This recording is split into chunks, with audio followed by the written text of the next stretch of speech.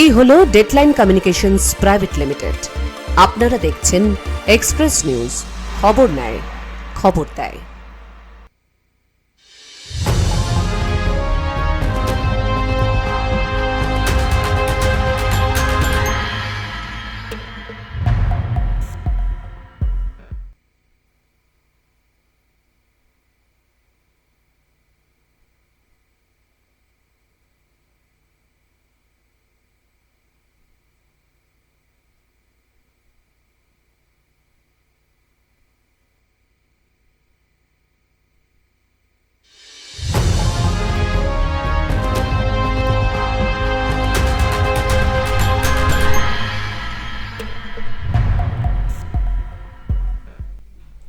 নমস্কার, শুভ সন্ধ্যা।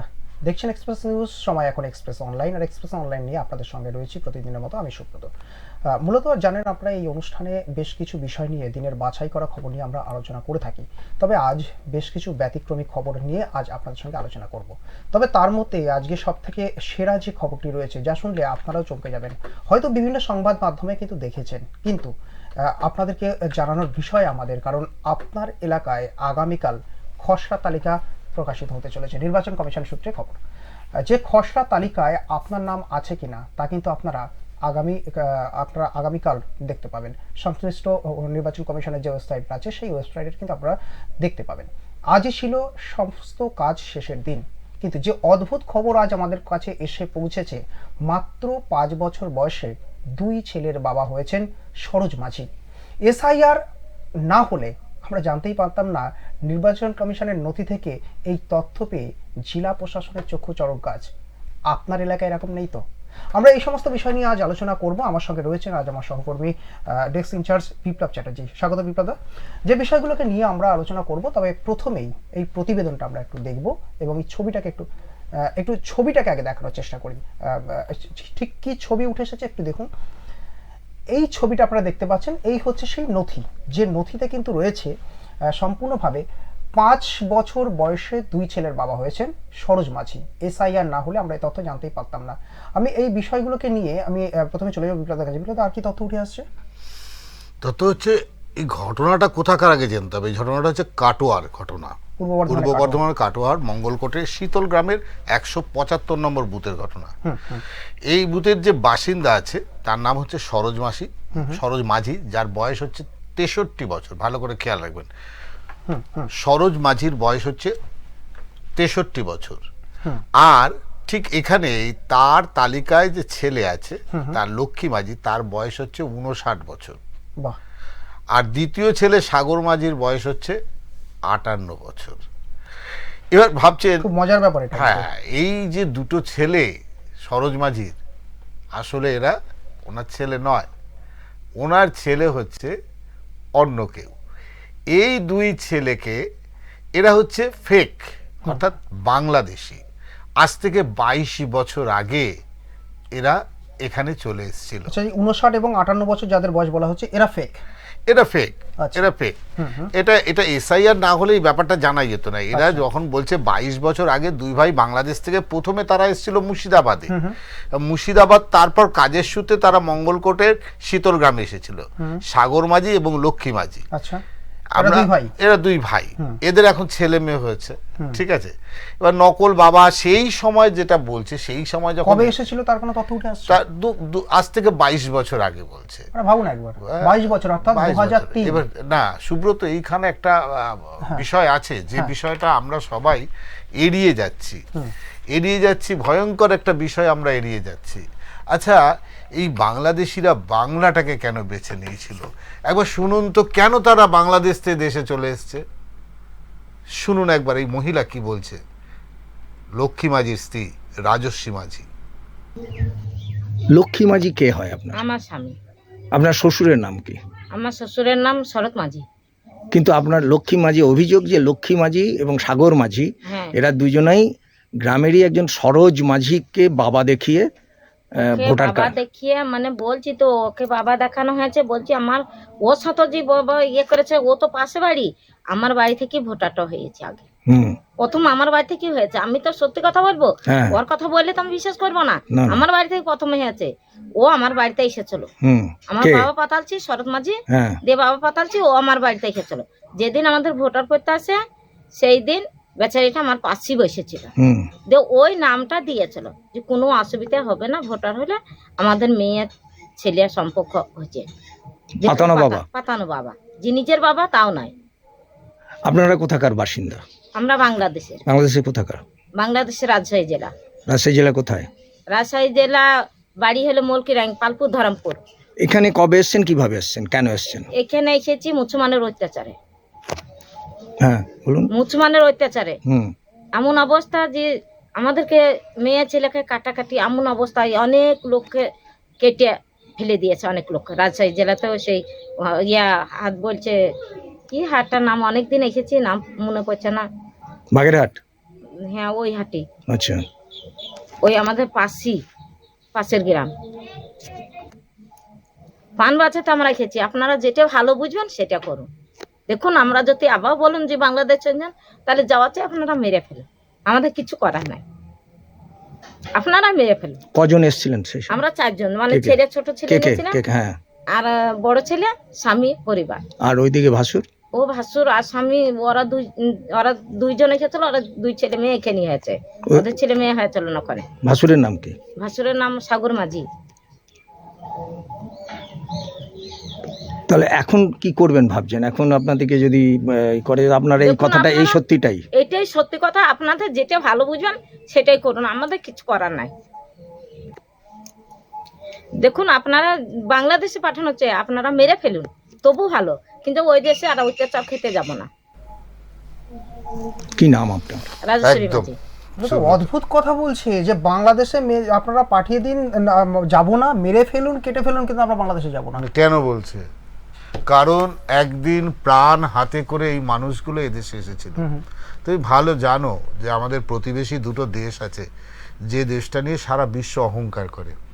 একেবারে প্রতিবেশী দেশ আছে যারা সবচাইতে বেশি হিন্দু বিদ্বেষী, এবং বাংলাদেশ থেকে এই মানুষগুলো বলছে, ইনি বলছেন, রাজস্বী মাঝি বলছেন, প্রাণের ঝুঁকি নিয়ে, জীবনের ঝুঁকি নিয়ে তারা এখানে এসছেন। কিন্তু তারা এখানে এসে কি করেছে? তারা এখানে দেখো, এসেই যে এরা এখানে কাজের জায়গা পেয়েছে না, তাদেরকে খুঁজতে হয়েছে, লোকের বাড়ির পরিচারিকার কাজ করেছে। তারা তো সেখানে বাংলাদেশে হয়তো সে অবস্থায় ছিল না, কিন্তু এখানে সে প্রাণ বাঁচাতে লোকের বাড়ির এঁটো বাসন মাজিছে। আমরা কোথাও গিয়ে মানবিক, সেই সময়টা 22 বছর আগে যারা এসছে তাদের তো উদ্বাস্তু বলবে কি করে তুমি? অর্থাৎ 2003 সাল। হ্যাঁ, উদ্বাস্তু বলতে পারো, তারা আসছে 2003 সালে, তারা এসছে। এবার 2003 সালে সেই লোকটা এসছে, তখন তুমি তার প্রতি কোনো ব্যবস্থা নেওনি। তখন স্থানীয় যে বিএলও ছিল, বামপন্থী সরকার রয়েছে রাজ্যে। হ্যাঁ বামফ্রন্টের সরকার ছিল, তো আমি তো বলছি যে বামফ্রন্ট সরকার মানবিক দিক দেখে এদেরকে পুশব্যাক করলে তো মরে যাবে। আমি বলছি না যে এরা আমাদের হকের ধন খাচ্ছে, কিন্তু যাদের জন্য বাংলাদেশটা তৈরি হয়েছে তারা বাংলাদেশ ছেড়ে কেন আসছে? আমার প্রশ্নটা অন্য জায়গায়, যে যাদের জন্য, যারা বাংলাদেশটাকে আলাদা করলো, পাকিস্তান থেকে ভেঙে আলাদা হলো। প্রথম তো পাকিস্তান বাংলাদেশ একটা জায়গায় ছিল যে একটি মুসলিম রাষ্ট্র তৈরি হবে, কোনো ব্যাপার না। তারপর বাংলাদেশ ভেঙে, পাকিস্তান ভেঙে তৈরি হলো প্রজাতন্ত্র বাংলাদেশ, পূর্ব পাকিস্তান যেটা বলা হচ্ছে। হ্যাঁ, প্রজাতন্ত্র বাংলাদেশ তৈরি হলো, যেখানে জাতপাতের বিষয় থাকবে না। আজকে সারা বাংলাদেশ, যেদিন থেকে বাংলাদেশ 2070 সালের পর থেকে, বাংলাদেশ স্বাধীন হওয়ার পর থেকে, তুমি ভালো করে দেখো, সেখানে 28% হিন্দু ছিল, আজকে 8%ও নেই। একেবারে। তাহলে হিন্দুগুলো গেল কোথায়? হিন্দুগুলো এই চোরা হাত ধরে আমাদের বাংলাদেশ থেকে হয়ে, আমাদের পূর্ব বাংলা হয়ে, এই আমাদের পশ্চিম বাংলা হয়ে ঢুকে তারা ভারতবর্ষে ছড়িয়েছে। এবং সেই যে সংখ্যাটা তো কম নয়। আর তাদের মতো এই রাজস্বী মাঝিও একজন, যে জীবন হাতে করে সন্তান স্বামী নিয়ে তারা এই দেশে এসেছিল। কিন্তু সেটা যখন সেই সময় এই যে বলছে তুমি, সরোজ মাঝির মতো লোকরা আশ্রয় দিয়েছিল, তখন তাদের কোনো ব্যক্তিগত স্বার্থ ছিল, কাজের লোকের প্রয়োজন ছিল। এই সরোজ মাঝিরই জমি বিক্রি করেছে এই বাংলাদেশিদের কাছে, এখন কোথাও যাচ্ছে, যদি এদেরকে উদ্বাস্তু করে দিতে পারবে, অনুপ্রবেশকারী করে দিয়ে ওদেশে পাঠিয়ে দিতে পারে, তাহলে সেই জমিটা আমার হয়ে যাবে। দুয়ে দুয়ে চার ভাবো, কিন্তু কোথাও গিয়ে দেখতে হবে আজ থেকে 22 বছর আগে বামফ্রন্ট সরকার বা তখনকার বিয়ালো কি করেছে। আচ্ছা, একটু আমরা শরৎ মাঝির ওই বক্তব্যটা একটু শুনি, তিনি ঠিক কি দাবি একদম করছেন? শরৎ মাঝির বক্তব্য শুনো, আরো সুন্দর বলেছে। আমরা শরৎ মাঝির বক্তব্য শুনবো।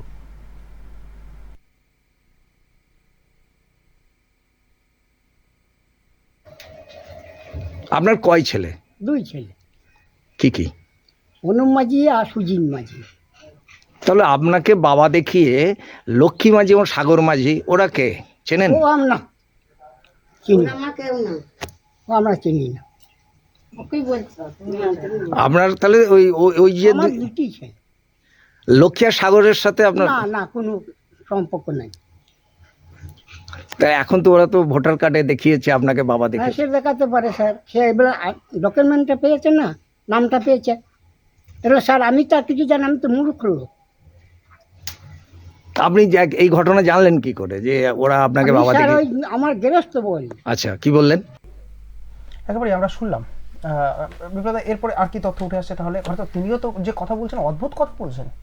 একদম উনি যেটা বলছেন, উনি আজকে ওনার স্বার্থের কথা বলছেন। আমি আজ থেকে যারা, ধরো আমি তোমাকে পরিষ্কার একটা কথা বলছি সুব্রত, আমার কাছে এমনও প্রমাণ আছে, ধরো আমার কথা বলছি আজকে, উনি বলছে তো আজকে আমার কথা বলছি, কি হয়েছে তাহলে বলছি। সিপিএম মারাত্মক একটি দল, এবং সিপিএম এর টেন্ডেন্সি হচ্ছে মানুষকে ভাতে মারো। আজ থেকে তুমি 22 বছর, মানে 2002 সালের কথা বলছো তো, 2002 সালে যখন জনগণনা হয়, সেই 2002 সালের জনগণনায় যিনি কাউন্সিলর ছিলেন, আমি দায়িত্ব নিয়ে বলছি, তার নাম পিন্টু বসু। তিনি 6 নম্বর ভাটপাড়া 6 নম্বর ওয়ার্ডের কাউন্সিলর ছিলেন। উত্তর 24 পরগনার একটা একদম উত্তর 24 পরগনা। তিনি দায়িত্ব নিয়ে সুশীল চ্যাটার্জি, রেবা চ্যাটার্জি, রাজু চ্যাটার্জি, শিলা চ্যাটার্জির নামটা রাখলেন, বিপ্লব চ্যাটার্জিকে লাইন থেকে সরিয়ে দিলেন একেবারে। এবার বিপ্লব চ্যাটার্জি, তারা পরিবারটা আছে, কিন্তু বাকি ওই ছেলেটি কোথায়? সে তার পরিবারের অ্যাসাইনমেন্ট নিয়েছে।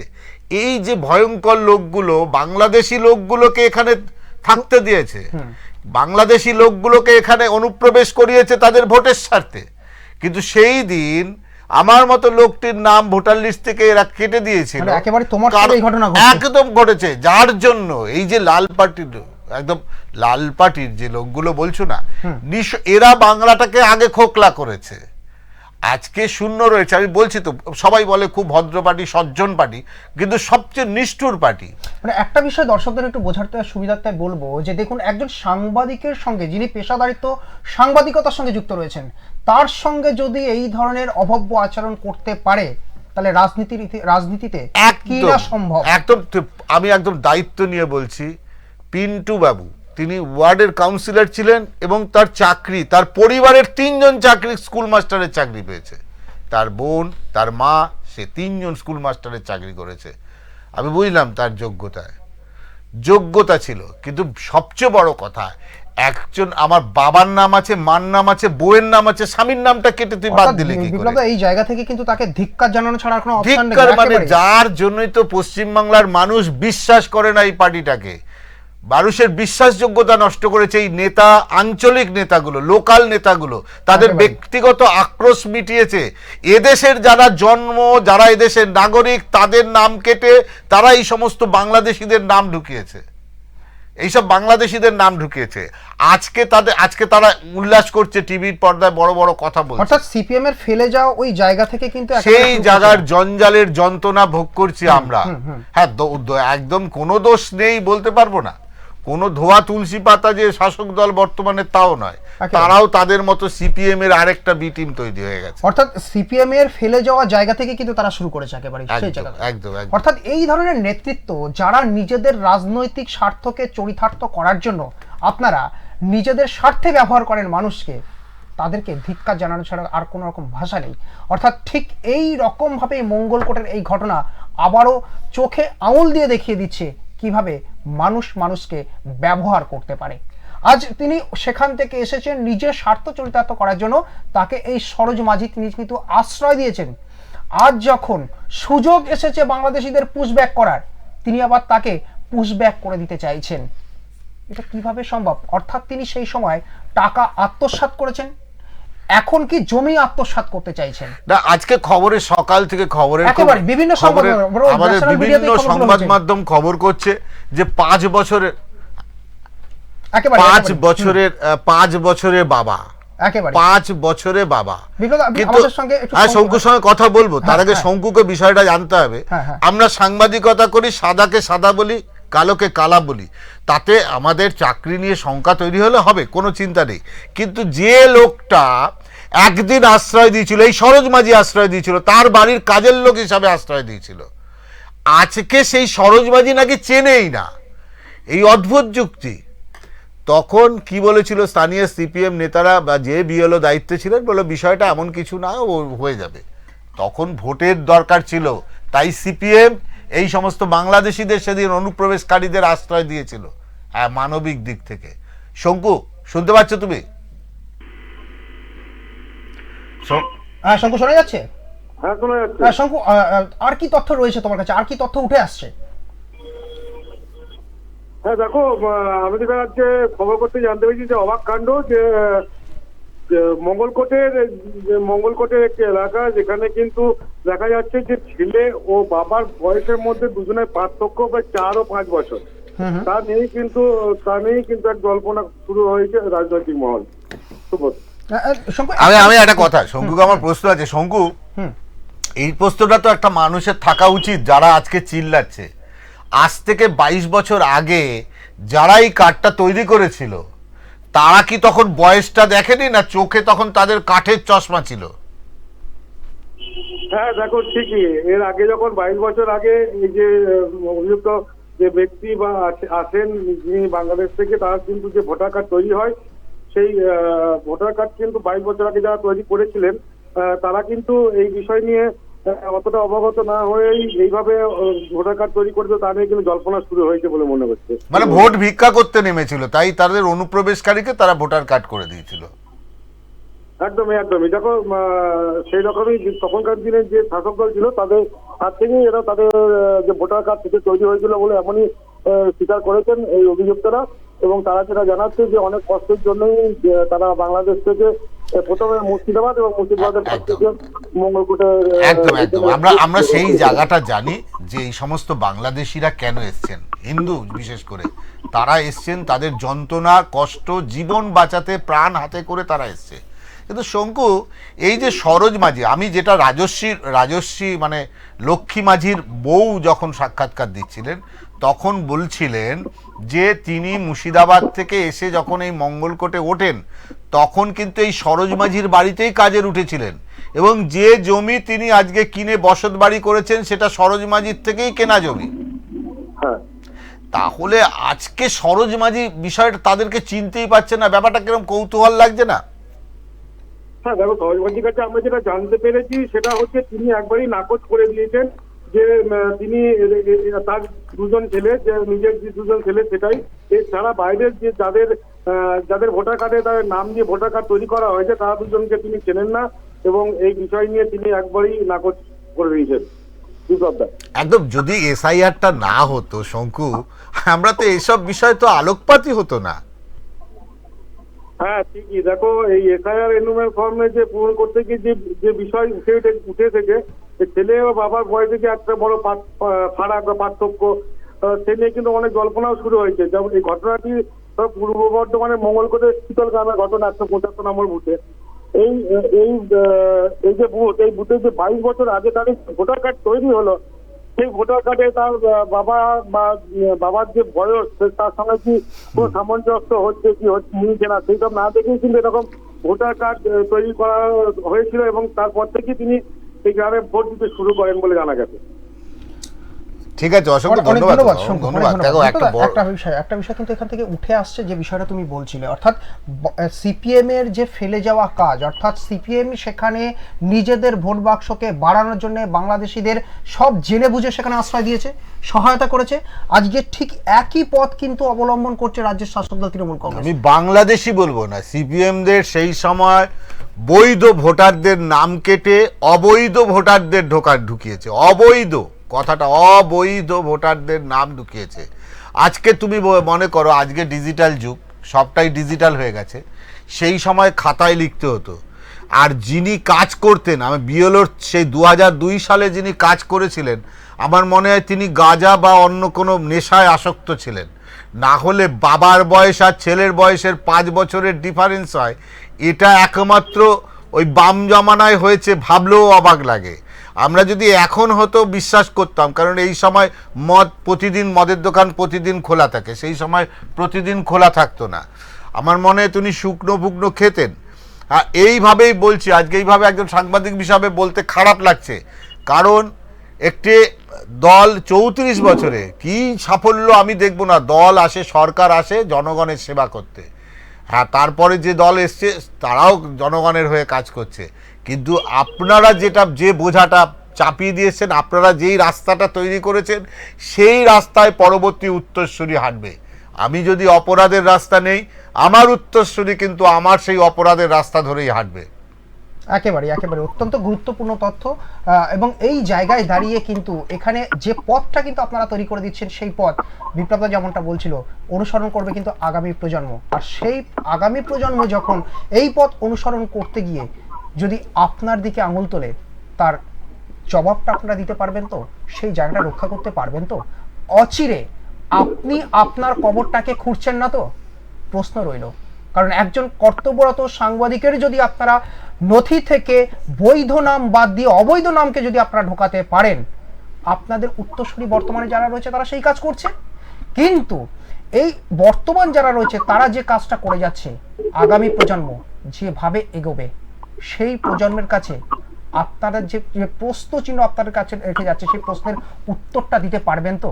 প্রশ্ন রইল এই অনুষ্ঠান থেকে আজকের জন্য। আমরা চলে যাব পরবর্তী প্রতিবেদনে। পরবর্তী যে প্রতিবেদনটা উঠে এসছে বিপ্লবদা সুন্দরবন থেকে, খুব ভালো ছবি এবং একেবারেই পর্যটকদের জন্য সুখবর। কথায় আছে না, কারো পৌষ মাস তো কারো সর্বনাশ। যারা সুন্দরবন উপকূলবর্তী এলাকায় বসবাস করছেন, তুমি জানো যে শেষ প্রায় 10 থেকে 15 দিন ধরে আমরা লাগাতার কিন্তু এই বাঘের খবর করে গেছি, কিন্তু এখনো পর্যন্ত আমাদের কাছে কোনো তথ্য এসে পৌঁছায়নি বাঘ আটক করতে পেরেছে বা বাঘ ফাঁদে ধরা দিয়েছে, এমন তথ্য কিন্তু আসেনি। হ্যাঁ, তবে যে ছবিটা এসছে সেই ছবিটা আপনাদেরকে আজকে দেখাবো, একেবারে প্রতিবেদন আকারে তুলে ধরবো। ফের সুন্দরবনে মিলল বাঘের দর্শন। আজমলমারির জঙ্গলে দেখা মিলল রয়্যাল বেঙ্গল টাইগারের। নদী পারাপারে সেই সুন্দর মুহূর্ত মোবাইল ফোনে বন্দি করলেন পর্যটকরা। ঠিক সেই মুহূর্তে কি হয়েছিল দেখুন প্রতিবেদনে। সুন্দরবন ভ্রমণপ্রিয় বাঙালির কাছে অন্যতম পর্যটক স্থান। শুধু বাঙালি নয়, দেশ বিদেশ থেকে পর্যটকরা আসেন এই সুন্দরবনে ভ্রমণ করতে। মূলত বর্ষা এবং শীতের মরশুমে পর্যটকরা বেড়াতে আসেন এখানে। সবুজ জঙ্গলের মাঝে বিস্তীর্ণ জলরাশি বেয়ে এগিয়ে চলা, সাথে দুপাশে পাখির কলকাকলি, বন্যপ্রাণী, কুমির, এসবের দেখা মিললেও সচরাচর বাঘের দর্শন মেলে না। এবার দেখা মিলল রয়্যাল বেঙ্গল টাইগারের। শীতের সকালে সবুজ জঙ্গলের মাঝে জলরাশি বেয়ে এগিয়ে চলার সময় আজমলমারির জঙ্গলে দেখা মিলল ডোরা কাটার। বাঘের নদী পারাপারে সেই দৃশ্য মোবাইল ফোনে বন্দী করলেন পর্যটকরা। আপনার বোটের কি নাম? এমবি সরস্বতী। হ্যাঁ, কোথা থেকে লোক তুলেছিলেন? ক্যানিং থেকে। কতজন? 30 জন। তারপরে কোথায় বেড়াতে গেলেন? সুন্দরবনে বেড়াতে গিয়ে 13 তারিখে আমি পার্টি তুলে নিয়ে সুন্দরবনে গিয়েছিলাম। হ্যাঁ, 14 তারিখে বাঘ দেখেছে। কোন জঙ্গলে? আজমলমারি জঙ্গলে। তাতে কি পর্যটকরা খুব খুশি? খুব খুশি। ব্যুরো রিপোর্ট, এক্সপ্রেস নিউজ, দক্ষিণ 24 পরগনা। যে তথ্যটা বলছিলাম প্রথমে বিপ্লবদা, কারো পৌষ মাস তো কারো সর্বনাশ। এখানে কিন্তু পৌষ মাস চলছে, পর্যটকদের কিন্তু এখানে একেবারে পোয়া বড়। কিন্তু সুন্দরবন উপকূলবর্তী এলাকা, বাঘের কিন্তু এখনো পর্যন্ত ফাঁদে আটকানো যাওয়া সম্ভব হয়নি, কিন্তু বাঘের দর্শন মিলেছে পর্যটকদের ফোনে, সেই ছবি উঠে এসেছে। আর কি তথ্য আসছে? না দেখো, বিষয়টা তা না, বিষয়টা হচ্ছে ওই বাঘের দেখা নাই রে, বাঘের দেখা নাই। পুরো পর্যটন দপ্তরে শুধু বাঘের ছাপ দেখছে, বাঘ দেখছে, কিন্তু বাঘকে ধরতে পারছে না। বন বাঘের দপ্তর। পায়ের ছাপ দেখতে পাচ্ছে। পায়ের ছাপ দেখতে পাচ্ছে না, বাঘের আনাগোনা তারা ধরা পড়ছে ক্যামেরায়, কিন্তু বাঘকে কিন্তু কন্ট্রোলে নিতে পারছে না, যার জন্য জনজীবন ব্যাহত হয়েছে। বারবার দক্ষিণ চব্বিশ পরগনার পাথর প্রতিমার ব্যাহত হয়েছে, জি প্লট বিশেষ করে। কদিন আগে আমরা দেখলাম সেখানে একজন বাঘের আক্রমণের শিকার হয়েছে, একেবারে। আক্রান্ত হয়েছে বাঘের দ্বারা। আসলে দেখো, জল আর জঙ্গলের আতঙ্ক সুন্দরবনের মানুষ। আর রয়্যাল বেঙ্গল টাইগার যারা পর্যটন করতে যান তাদের কাছে এটা একটা দেখার, কিন্তু এবার একটা এই ছবিটা যখন চলছিল আমি শুনছিলাম, খুব ভালোভাবে শুনছিলাম। এই ছবিটা হয়তো সংযত কারণে আমরা চালাতে পারছি না, কিন্তু এই ছবির মধ্যে পর্যটক যারা ছিলেন তারা বলছেন যে একেবারে পয়সা উসুল, সুন্দরবনে বেড়াতে এসে পয়সা উসুল, এবং তার মধ্যে কিছু শব্দ ব্যবহার করেছেন যেটা আমরা সংযত কারণে চালাতে পারছি না। অবশ্যই অবশ্যই, কারণ কিছু স্ল্যাগস ইউজ করে যেগুলো আমরা চালাতে পারি না একেবারে। আর কিন্তু তারা এক্সাইটমেন্টের জন্য তারা বলে ফেলেছে, এক্সাইটমেন্ট হয়ে তারা বলে ফেলেছে, সত্যি খুব। তবে বাঘের খবর আপনাদের বলছি যে অতি আনন্দিত হয়ে দেখুন, আপনারা সুন্দরবন ঘুরতে গেলে সুন্দরবন অঞ্চলের মানুষের বেঁচে থাকার রসদ পাবে। কারণ আপনাদের ওখানে গেলে, আপনারা ঘুরলে যে অর্থটা ওখানে, ইকোনমিক্স অর্থটা ওখানে ঘুরতে থাকবে, তার মানে ওখানকার মানুষের জীবনযাত্রার একটা পরিবর্তন হবে। একেবারে। আর আজকের এই বাঘের ছবি দেখিয়ে আসলে পর্যটন শিল্পের যে বাঘ দেখা গেছে, এটা পর্যটন শিল্প, কিন্তু বিশ্বাস করুন এই মুহূর্তে এই এসআইআর আতঙ্কে, যেটা আমি পর্যটকদের সেদের সঙ্গে কথা বলছিলাম, যে এই এসআইআর আতঙ্কে সুন্দরবনের প্রায় 2 মাস ধরে ব্যবসা কিন্তু লাটে। একেবারে। কারণ এই সময়টা সুন্দরবন অঞ্চলে যে দর্শক আসে, যে পর্যটক আসে, এই এসআইআর এর ফলে বহু মানুষ আসতে পারেনি। তারপরে বাংলারও বিভিন্ন রকম সাময়িক সমস্যা চলছে। তুমি যদি সমস্যা চলবে, মাস্টারদের চাকরি নেই, তাই নিয়ে একটা গন্ডগোল, একের পর এক ইস্যুতে না, একাধিক ইস্যুতে সমস্যাটা তৈরি হয়েছে। পর্যটন ব্যবসা সুন্দরবনের একটা বড় নির্ভরতা, সেই জায়গায় কিছুটা হলেও একটু ঘাটতিতে চলছে। একেবারে। আমরা আমাদের রেবতী রয়েছে প্রতিনিধি, একটু কথা বলি রেবতীর সঙ্গে চেষ্টা করবো যে, রেবতী শুনতে পাচ্ছ? শোনা যাচ্ছে। রেবতী, যে বিষয়টা একটু জানার, একদিকে তুমি যেমনটা লাগাতার প্রতিবেদন পাঠাচ্ছিলে যে বাঘ কিন্তু বন দপ্তরের আধিকারিকরা তারা কিন্তু নিয়ন্ত্রণ করতে পারছে না, সেখানে ফাঁদে পা দিচ্ছে না, অথচ মোবাইল ফোনে বন্দী হচ্ছে বাঘের আনাগোনা। একটা বিষয় তুমি একটু স্পষ্ট করো। একদিকে বিপ্লব যেমনটা বলছিলেন যে বাঘের দেখা মিলছে, কিন্তু সেই অর্থে পর্যটকদের আনাগোনা কিন্তু বিগত বছরগুলোতে যেটা থাকে সেটা কিন্তু কমে গেছে, এবং যার ফলে কিন্তু পর্যটন শিল্প সেটা কিন্তু একটু প্রশ্নের মুখে চলে আসছে। একটা বিষয় বলো, এই মূলত তো আমরা বর্ষা এবং শীতের মৌসুমে পর্যটকদের আনাগোনা দেখতে পাই, ঠিক এবছর ছবিটা কি উঠে আসছে? এসআইয়ের আবহ কি তার মধ্যে কোনো প্রভাব ফেললো? দেখো, তোমাকে বলে রাখি, এই শীতকাল আসলেই পর্যটকদের একটা মানে ঘোরার একটা মানসিকতা জাগে। কারণ বিশেষ করে সুন্দরবন দর্শন করা, সুন্দরবন পরিদর্শন করা, বাঘ দেখা এবং হরিণ দেখা, এইরকম একটা মানসিকতা থাকে। তাই মানুষ বেরিয়ে পড়ে এই ঠান্ডার সময়, শীতের সময়, শীতের মরশুমে তারা দর্শন করতে বেরিয়ে পড়ে, একবারে সুন্দরবন পরিদর্শন করতে। যেই মুহূর্তে এইবারে যে এসআইআর এর আবহে, কারণ এসআইআর এর আবহে মানুষ এতটাই ব্যস্ততার মধ্যে, কেউ আতঙ্কের মধ্যে, কেউ সমস্যার মধ্যে এমন ভাবে দিন কাটাচ্ছে যে তাদের এই যে একটা সময়, তারা এই সময়টা যে সুন্দরবন দর্শন করতো, ঘুরতো, সেই সময়টুকু তারা এখন হারিয়ে ফেলেছে।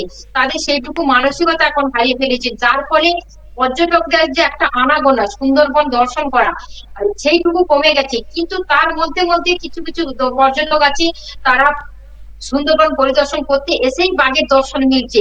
কারণ যে গত কয়েকদিন আগে আমরা যে খবরগুলো দেখেছি যে বাঘ মানুষকে তাড়া করছে, এলাকা থেকে মানুষ ঘরবন্দি বেরোতে পারছে না, কিন্তু বন দপ্তরের কর্মীরা তারা কিন্তু বাঘের দর্শনই পাচ্ছে না, বাঘ ধরতে পারছে না। বাঘের একবারে নাগালের বাইরে, কিন্তু ক্যামেরা বন্দি হচ্ছে বাঘের। মানুষের যারা পর্যটকরা ঘুরতে গেছে তাদের ক্যামেরার মধ্যে কিন্তু বাঘ উঠে আসছে, কিন্তু কি করে সম্ভব হচ্ছে, এটাই কিন্তু প্রশ্ন।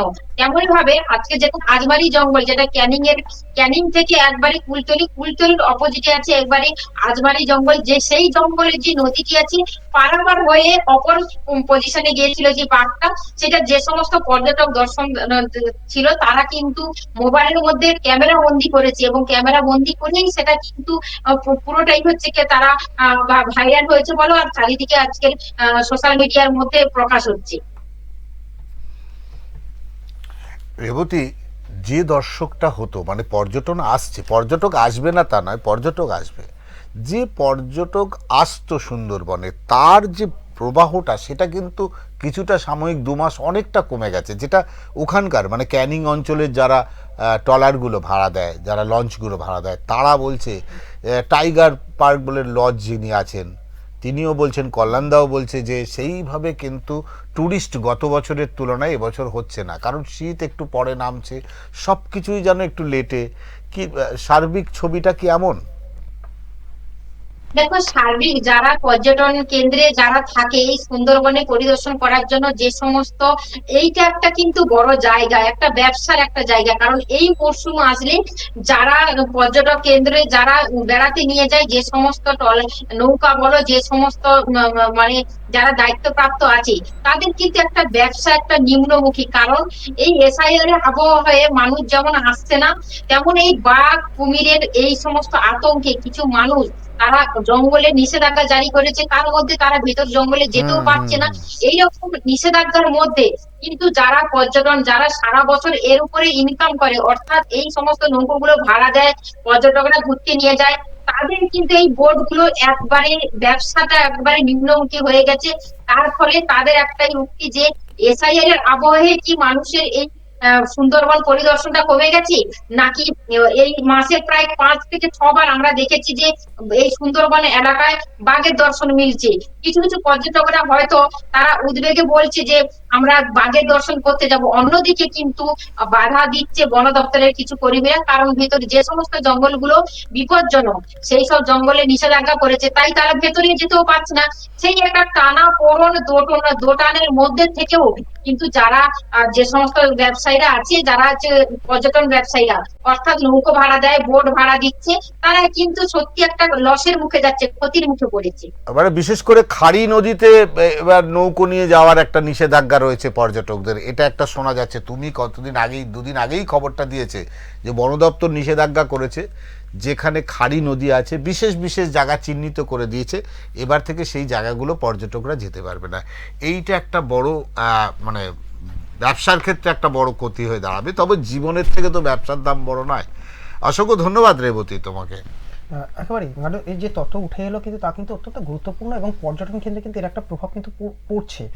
দেখো, রেবতী দক্ষিণ 24 পরগনার প্রত্যন্ত অঞ্চলের খবর রাখে, একদম জলের খবর যদি বলো, জল জঙ্গল মানুষের জীবন জীবিকা আমাদের তারই খবর রাখে রেবতী। রেবতী হচ্ছে সত্যি আমরা আপনাদের জানাই যে আপনারা দক্ষিণ 24 পরগনার জীবন জীবিকা যে কত কঠিন, মানে রেবতীর খবর ছাড়া এটা জানা খুব কঠিন। আমরা সত্যি জানতে পারতাম না। আমরা রেবতীকে থ্যাঙ্কস জানাই যে সে এই খবরগুলো প্রতি মুহূর্তে আমাদের আপডেট দেয়। এই মুহূর্ত রেবতীর কাছে আপডেট আছে, আমাদের কাছে খবর পাঠিয়েছে, প্রত্যেক মুহূর্তে রেবতীর কাছে আপডেট আছে। যেই খবরগুলো শুনলে, আজকে বাঘ দেখা গেছে সবার আগে রেবতী, বাংলাদেশি ধরা পড়েছে, আবারও বাংলাদেশি ধরা পড়েছে রেবতীর হাতে।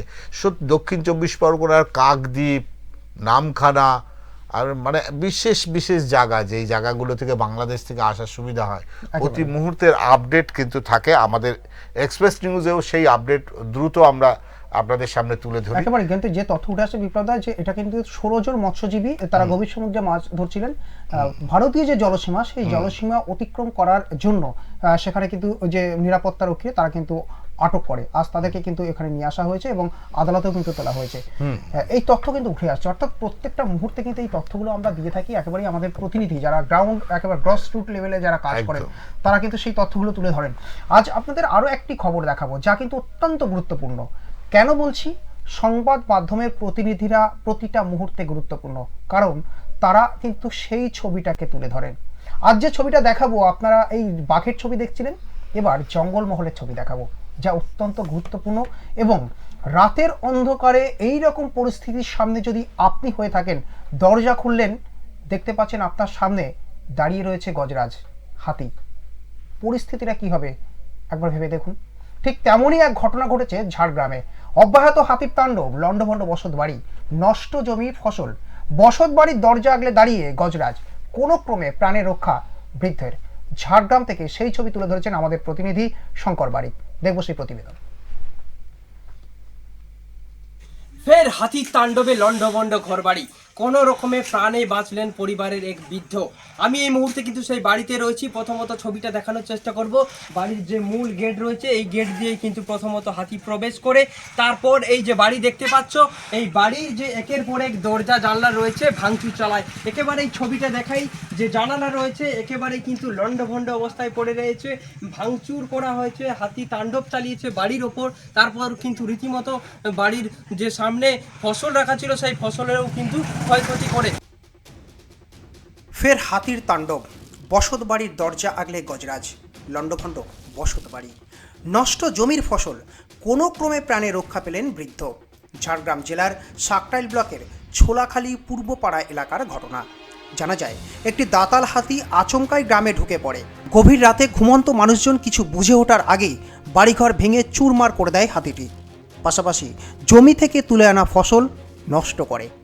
মূল বিষয় যেটা বলে রাখি, এই পরিবারেরই যারা সদস্য ভেতরে ছিলেন তারা কিন্তু আতঙ্কিত হয়ে পড়েন, কারণ বাড়িতে তাণ্ডব চালানোর সময় হাতি কিন্তু দরজার সামনেই দাঁড়িয়ে থাকে। ঠিক কি ঘটেছিল আমরা জানবো ঠিক তার কাছ থেকে। একটু ঠিক কি ঘটেছিল কাল রাতে? কাল রাত 1টার সময় আমরা জানতে পাইনি, আতঙ্কিত হঠাৎ করতে হাতি পৌঁছে কপার দরজা সব ভেঙে ফেলেছে এবং ইজবেস্টারও ভেঙেছে, তার ছিঁড়েছে এবং আমরা ভয়ে আতঙ্কিত হচ্ছি, বেরোবো কী করে? সামনে তো দাঁড়িয়ে আছে কপাট ভেঙে, এবারে বেরোতে পারছি না, ভয়ে মেয়ে ছেলে সব কাঁদা কাটা গন্ডগোল এবং কি কি ক্ষয়ক্ষতি হয়েছে? ক্ষয়ক্ষতি করছে, ইজবেস্টার ভাঙছে, দরজা দুটো ভাঙছে, জানলা একটি ভেঙেছে, তার ছিঁড়েছে এবং ফসল খেয়েছে। কয়েকদিন আগে সাকরাইল এলাকায় হাতির হামলায় এক বৃদ্ধার মৃত্যু হয়েছিল। সেই ঘটনার রেশ কাটতে না কাটতে ফের এই তাণ্ডবে এলাকাবাসীর মধ্যে আতঙ্ক আরও তীব্রতর হয়েছে। রাত নামলেই ঘুম উড়েছে গ্রামের মানুষের। এলাকাবাসীর অভিযোগ, বারংবার হাতির হানার ঘটনা ঘটলেও বন দপ্তরের কোনো নজরদারি নেই, পর্যাপ্ত ব্যবস্থা তাদেরকে বলা সত্ত্বেও নিচ্ছে না, সময় মতো হাতি তাড়ানোরও কোনো ব্যবস্থা নেয়নি। নজরদারির অভাবে এমন ঘটনা ঘটছে বলে অভিযোগ গ্রামবাসীদের। ঠিক কি বলছেন গ্রামবাসীরা, শুনুন। আমার নাম মেহির মাহাতো। কি ঘটেছে? গত কালকে রাতে একটা বনের হাতি এলাকায় ঢুকিয়েছিল ছোলাখালী পূর্ব পাড়ায়, আর ও এমনভাবে ক্ষতি করেছে, লোকের ঘর দুয়ার ভাঙিয়ে দিয়েছে, আর জানালা কপাট দরজা সব ভাঙছে, যা পাশাপাশি ধান খাই দিয়েছে।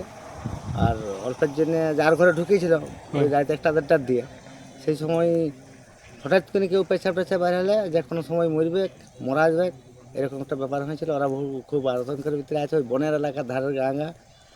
আর এটা আমি ফরেস্ট ডিপার্টমেন্টকে অনুরোধ করছি যাতে এই এলাকার সরাই নিয়ে যায়, এরকম একটা। ক্ষতিগ্রস্ত পরিবারগুলির দ্রুত ক্ষতিপূরণ ও স্থায়ী সমাধানের দাবিতে বন দপ্তরের বিরুদ্ধে ক্ষোভ উগড়ে দিয়েছেন গ্রামবাসীরা। তারা আরও বলেন, অবিলম্বে হাতি তাড়ানোর পর্যাপ্ত ব্যবস্থা করতে হবে বন দপ্তরকে, প্রয়োজনীয় নজরদারি রাখতে হবে। বারংবার গ্রামবাসীদের অভিযোগ এবং দাবি থাকলেও কোথাও দাঁড়িয়ে কর্ণপাত করছেন না বন দপ্তরের কর্মীরা। তাহলে উদাসীনতা কার? প্রশ্ন থেকেই যাচ্ছে। বন দপ্তরের কিন্তু কোনো আধিকারিক কিন্তু ছিলেন না হাতির সাথে, যার জন্য তারা আরও আতঙ্কিত হয়ে পড়েন। রীতিমতো বেশ কিছুক্ষণ তাণ্ডব চালানোর পর কিন্তু হাতি এলাকা ছাড়ে। তারপরেও কিন্তু এলাকাবাসী আর যারা এই বাড়ির যারা বাসিন্দা রয়েছে এখনও কিন্তু আতঙ্কিত রয়েছে। ঝাড়গ্রাম থেকে শঙ্করবাড়ি, এক্সপ্রেস নিউজ। আমরা কথা বলবো আমাদের প্রতিনিধি শঙ্করের সঙ্গে, তবে তার আগে বিপ্লবদা তোমাকে একটু জানাই যে বিষয়টা আমরা বলছিলাম যে প্রতিটা মুহূর্তে আমরা যে তথ্যগুলো তুলে ধরি, আমরা এখান থেকে তথ্যগুলো তুলে ধরছি, কিন্তু সেগুলো পাঠাচ্ছেন আমাদের প্রতিনিধিরা, অর্থাৎ এই প্রতিনিধিরাই কিন্তু আমাদের কাছে গুরুত্বপূর্ণ। আজকে যে শঙ্কর যে ছবিটাকে তুলে ধরেছে, আমরা লাগাতার কিন্তু ঝাড়গ্রামের খবর করছিলাম। সম্প্রতি একজন বৃদ্ধা মারা গেছেন, তাকে সুরে তুলে নিয়ে আশ্বাস দেওয়া হয়েছে, পায়ে করে পিষে দেওয়া হয়েছে। আজকে যে ঘটনাটা ঘটেছে একেবারে কিন্তু বসত বাড়িতে ভাঙচুর চালানো হয়েছে, সেখানে ফসল নষ্ট করা হয়েছে এবং যখন বাড়ি থেকে তারা উঠছেন দেখছে দরজা আগলে কিন্তু একেবারে দাঁড়িয়ে রয়েছে গজরাজ। সুতরাং এই ছবি দেখলে তো ভয় লাগবে। তুমি যদি ভাবো একটা মধ্যরাতে সেটা না একটা এলাকার লোক বাঘের আতঙ্কে ঘর থেকে বেরোতে পারছে না, একেবারে, আর আরেকটা এলাকা হাতির আতঙ্কে থাকতে পারছে না। মানে এবার তুমি বলবে যে বিপ্লবদা, হঠাৎ করে এই মানুষের সমাজে এই পশু পাখিদের আনাগোনা কেন, পশুদের আনাগোনা কেন, হিংস্র পশুদের? তাহলে তো কোথাও বুঝতে হবে যেখানে তাদের খাবারের দরকার সেখানে খাবারের পর্যাপ্ত খাবার নেই, তাদের বিচরণ ভূমিতে কোথাও সমস্যা হচ্ছে, যার কারণেই তারা বারবার তাদের এলাকা ছেড়ে তারা মানুষের এলাকায় ঢুকে পড়ছে, জনবসতিতে ঢুকে পড়ছে। আমাদের সঙ্গে রয়েছে প্রতিনিধি শঙ্কর রয়েছে, শঙ্করের সঙ্গে কথা বলো। শঙ্কর, আজকে তুমি প্রতিবেদন তুলে ধরেছো, কিন্তু একটা বিষয় শঙ্কর বলো যে বারংবার তুমি শেষ, আমরা যদি একটু ওভারঅল ক্যালকুলেশন করি, শেষ 10 দিনে তুমি এটা নিয়ে 4টে খবর দিয়েছো, হাতির আক্রমণ। শেষ খবরটা দিয়েছিলে তুমি যে বৃদ্ধা মারা গেছে, কিন্তু বন দপ্তর কি করছে? তারা কি শুধুমাত্র খেলাই দেখে যাচ্ছে? কি করছে তারা? একদমই দেখো, সাকরাইলে কিন্তু ফের হাতির হানায় আতঙ্ক কিন্তু বন দপ্তরের বিরুদ্ধে ক্ষোভে ফুসছে রীতিমতো এলাকার বাসিন্দারা। যে ঝাড়গ্রাম জেলা সাকরাইল ব্লকের থোলাখালী পূর্বপাড়া এলাকা রয়েছে, রবিবার কিন্তু গভীর রাতে ফের হাতির তাণ্ডবে আতঙ্কের পরিবেশ তৈরি হয় এই এলাকায়। একটি দাঁতাল হাতি আচমকায় লোকালয়ে ঢুকে পড়ে রাত ভোর কিন্তু ভাঙচুর চালায়। ঘুমন্ত মানুষজন কিছু বুঝে ওঠার আগেই একের পর এক বাড়িতে তাণ্ডব চালিয়ে ঘর বাড়ি ভাঙা, পাশাপাশি যে চাষের জমির ফসল ছিল তারাও কিন্তু ক্ষতি করে। বাড়ির আসবাবপত্র ছাড়াও আশেপাশের যে অন্যান্য বাড়িতে যে ফসল রাখা ছিল পায়ের তলায় মারিয়ে নষ্ট করে দেয়। অবশেষে কতগুলো বাড়ি ভাঙচুর হয়েছে শঙ্কর? কতগুলো বাড়ি ভাঙচুর হয়েছে? একদমই দেখো, আমরা রীতিমতো একটা বাড়িতে দেখতে পেয়েছি যে সেই বাড়ির দরজা জানালা রীতিমতো 2 থেকে 3টি দরজা জানালা ভেঙে দেওয়া হয়েছে। বাড়ির সমস্ত ফসলটাও কিন্তু ক্ষতি করে দিয়েছে। এই হাতি তাণ্ডবের সময় কিন্তু এলাকায় চরম বিশৃঙ্খলারও কিন্তু সৃষ্টি হয়। হঠাৎ হাতিটিকে সামনে দেখে আতঙ্কে দিশেহারা হয়ে পড়ে এলাকার এক বৃদ্ধ। তিনি কিন্তু কোনো রকমের সেই পরিবারের যে বৃদ্ধ তিনি প্রাণে বাঁচেন। মুহূর্তের মধ্যেই কিন্তু বিপদের আশঙ্কা দেখা দিলে পরিবারের সদস্যদের তৎপরতায় কোনো রকমে তিনি প্রাণে রক্ষা পান। যদিও চোখের সামনে একটা বিষয় বলো, যে মুহূর্তে তারা দেখলেন রাতের অন্ধকারে যে একেবারে দরজা আগলে দাঁড়িয়ে আছে, বাড়িতে তাণ্ডব চালানোর পর গজরাজ দাঁড়িয়ে আছে, ঠিক সেই মুহূর্তে ওই পরিবারের অনুভূতিটা ঠিক কি হয়েছিল? কি করছিলেন তখন তারা? একদমই তারা যেমনটা যাচ্ছেন যে তারা হঠাৎ করে যে মুহূর্তে হাতি তাদের বাড়ির সামনে ঢুকে ভাঙচুর চালাচ্ছিল, সেই সময় কিন্তু রীতিমতো একটা আতঙ্কিত পরিবেশ তৈরি হয়েছিল। কারণ তারা দেখছে যে দরজা থেকে বাইরে বেরিয়ে যেতে পারছেন না, হাতি সামনে দাঁড়িয়ে রয়েছে। রীতিমতো তারা কিন্তু দিশেহারা হয়ে পড়েছিলেন। স্থানীয় বাসিন্দারা যারা রয়েছেন, এলাকাবাসী প্রত্যক্ষদর্শী ছিল, তারা কিন্তু যেটা জানাচ্ছেন যে দীর্ঘদিন ধরে সাকরাইল ব্লকের একাধিক গ্রামে জঙ্গল সংলগ্ন যে এলাকা রয়েছে, মাঝে মধ্যেই হাতি দল লোকালয়ে ঢুকে পড়ছে। বনাঞ্চল খাবারের অভাব ও পর্যাপ্ত নজরদারির অভাবে এই সমস্যা ক্রমশ বাড়ছে বলে তাদের দাবি। তবে বিশেষ করে রাতের দিকে গ্রামে ঢুকে হাতি তাণ্ডব চালানোর ঘটনায় কিন্তু আতঙ্ক, ঘর ছেড়ে নিরাপদ স্থানে আশ্রয় নিতে বাধ্য হচ্ছেন বহু মানুষ। তবে উল্লেখ্য, দেখো সুব্রতদা, কয়েকদিন আগে কিন্তু সাকরাইল ব্লকের একটি এলাকায় হাতি হামলায় এক বৃদ্ধার মর্মান্তিক মৃত্যু হয়। সেই ঘটনার ক্ষতও এখনো কিন্তু শুকায়নি। তার মধ্যেই কিন্তু ফের এই তাণ্ডব এলাকাবাসীর উদ্বেগ আরো বাড়িয়ে তুলেছে। তবে রাত নামলেই কিন্তু হাতির হানার আশঙ্কায় নির্ঘুম রাত কাটাচ্ছেন এখনো পর্যন্ত এই গ্রামের বাসিন্দারা। তবে এলাকাবাসীরা যেটা অভিযোগ করেছেন যে বারবার এমন ঘটনা ঘটলেও বন দপ্তরের পক্ষ থেকে স্থায়ী কোনো ব্যবস্থা নেওয়া হচ্ছে না। তবে সময় মতো হাতি তাড়ানোর ব্যবস্থা, পর্যাপ্ত টহল ও নজরদারি। আজকের এই ঘটনার পরিপ্রেক্ষিতে বন দপ্তর কি বলছে? বন দপ্তর আজকের এই ঘটনার পরিপ্রেক্ষিতে কোনো প্রতিক্রিয়া দিয়েছে? দেখো, বন দপ্তরের সেরকম চলছে, আমরা কোনো প্রতিক্রিয়া পাইনি। কারণ বন দপ্তরের আধিকারিকরা, স্থানীয় বাসিন্দারা যেটা অভিযোগ করছেন যে বন দপ্তরের আধিকারিকরা এলাকায় আসে না। কারণ এলাকায় না আসার একটাই কারণ, বন দপ্তরের আধিকারিকরা মনে করেন তারা যে সময়টা ক্ষতিগ্রস্ত হচ্ছে বাড়িতে, সেই সময় তাদের দেখা পাওয়া যায় না। তাই তারা যে মুহূর্তে এলাকায় আসে তাদের উপর কিন্তু একটা মানুষের ক্ষোভ তৈরি হয়, সেই কারণেই তারা কিন্তু এলাকায় আসে না। কিন্তু যেটা স্থানীয় বাসিন্দারা দাবি করেছেন যে ক্ষতিগ্রস্ত পরিবারগুলি দ্রুত ক্ষতিপূরণ দেওয়ার পাশাপাশি যে হাতির হানা রুখতে স্থায়ী সমাধানের দাবিতে বন দপ্তরের বিরুদ্ধে উচিত ব্যবস্থা নেওয়া উচিত। পরিস্থিতি নিয়ন্ত্রণে আনতে অবিলম্বে কার্যকর পদক্ষেপ নেওয়ার দাবি উঠেছে সর্বত্র। তবে বন দপ্তর মাঝে মধ্যেই বেশ কিছু এলাকায় যখন দল হাতি দেখা যায় তাদেরকে দেখা যায়, কিন্তু বেশিরভাগ ক্ষেত্রে কিন্তু তাদের দেখা পাওয়া যায় না। সুব্রতদা, একদম একটা কথা জিজ্ঞাসা করি তোমাকে, এই বারবার হাতি জনবসতিতে চলে আসছে, জঙ্গল ছেড়ে মানুষের, এই যে আজকে যেটা করলো সেটা যে মানুষের বাড়িতে হাঙ্গামা করলো, তার কারণ সে জানে এখানে অন্তত কিছু খাবার আছে। সে হয় ধানের ফসল খেয়ে ফেলছে, মানুষের কলা গাছ ভেঙে দিচ্ছে, কলা বাগান ভেঙে দিচ্ছে, এই টোটালটাই তো তার খাদ্যের জন্য সে জনবসতিতে এসে পড়ছে। তাহলে কি জঙ্গলে তাদের খাবারের অভাব পড়েছে? একদমই বিপ্লবদা, কথাটা একদমই ঠিক। কারণ বেশ কিছু সময় আমরা জঙ্গল ধ্বংস করতে দেখেছি এলাকার বেশ কিছু অসাধু ব্যক্তিকে। সেই কারণের জন্য জঙ্গলে কিন্তু এই মুহূর্তে খাবারের অভাবেই কিন্তু এই খাবারের সন্ধানে লোকালয়ে হানা দিচ্ছে হাতির দলগুলি, কখনো চাষের জমিতে, কখনো ফসল।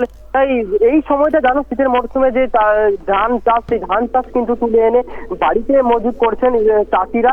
এই কারণে হাতি বারংবার কিন্তু এলাকায় প্রবেশ করছে আর ক্ষতি হচ্ছে এলাকার মানুষদের। তবে বন দপ্তর এক্ষেত্রে কোনো রকম ব্যবস্থা গ্রহণ করছে না, আর ক্ষতিপূর্ণ কিন্তু সে অর্থে পাচ্ছেন না।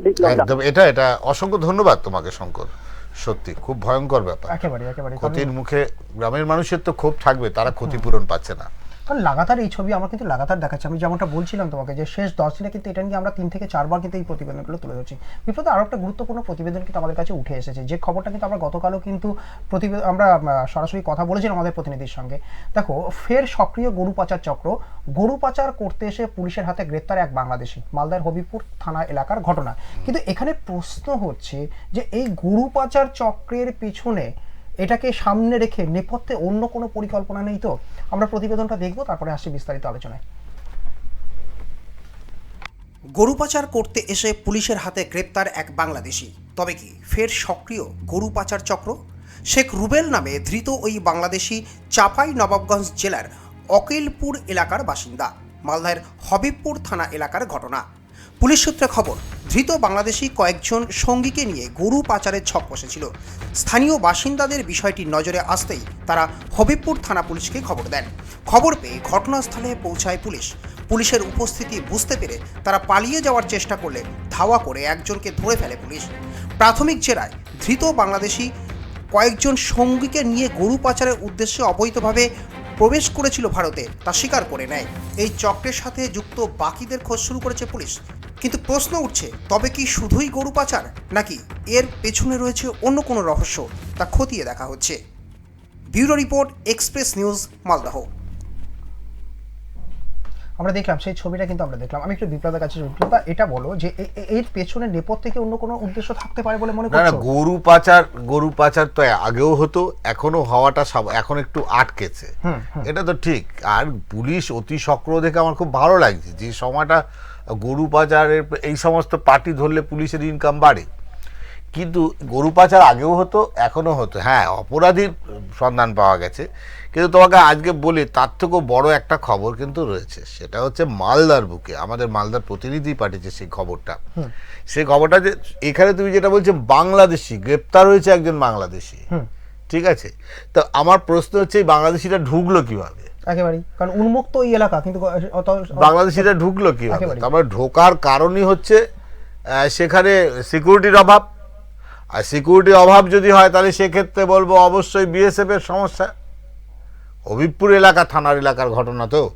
তোমাকে বলে দিই, আজকে তো এই ঘটনা, আমি তোমাকে আরো চমক দিয়ে দিই, দর্শকদের চমক দিয়ে দিই, আপনারা শুনলে অবাক হবেন। মালদার বুক থেকে একদম শহরের, একদম মালদা শহর থেকে 5 কেজি 808 গ্রাম ব্রাউন সুগার উদ্ধার হয়েছে। 5 জনকে গ্রেপ্তার করা হয়েছে। কোথা থেকে এলো? তাহলে এটা পুলিশ গোপন সূত্রে খবর পেয়েছে কুলিপাড়া, একদম মালদা শহরের কুলিপাড়া থেকে একজন মহিলা ছিল।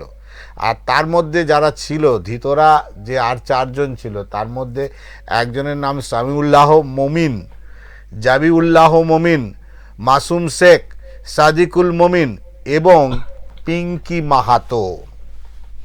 পুলিশ সূত্রে যেটা জানা গেছে, এরা পাচারের উদ্দেশ্যেই এত পরিমাণ 5 কেজি ব্রাউন সুগার ছেলে খেলা নয়, এত পরিমাণ ব্রাউন সুগার এরা পাচার করতে এসেছিল। এবং কোথায় পাচার করতে এসেছিল, কি করে, কোথা থেকে আসলো, এটা নিয়ে পুলিশের তদন্ত হবে। কিন্তু আমার প্রশ্ন হচ্ছে, আমরা গরু নিয়ে লাফালাফি করছি, একটা মানুষ নিয়ে লাফালাফি করছি।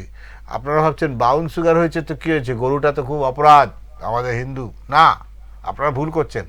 তার থেকেও বড় অপরাধ যদি আপনার দেশে ব্রাউন সুগার, এই 5 কেজি 808 গ্রাম ব্রাউন সুগার ছড়িয়ে যায়, তাহলে এই ব্রাউন সুগারে আসক্ত হবে কতজন?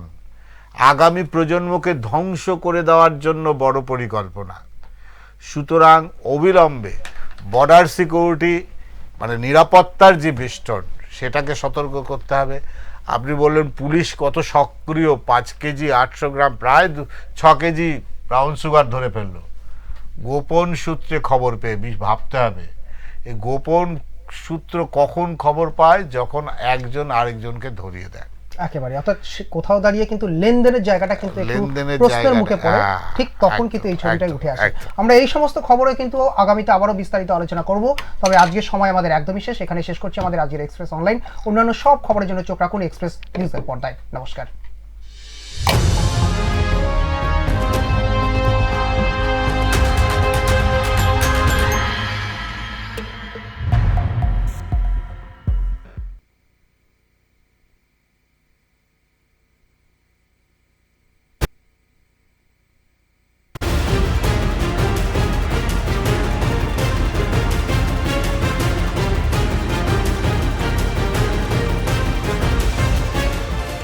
এই হলো ডেডলাইন কমিউনিকেশনস প্রাইভেট লিমিটেড। আপনারা দেখছেন এক্সপ্রেস নিউজ, খবর নেয়, খবর দেয়।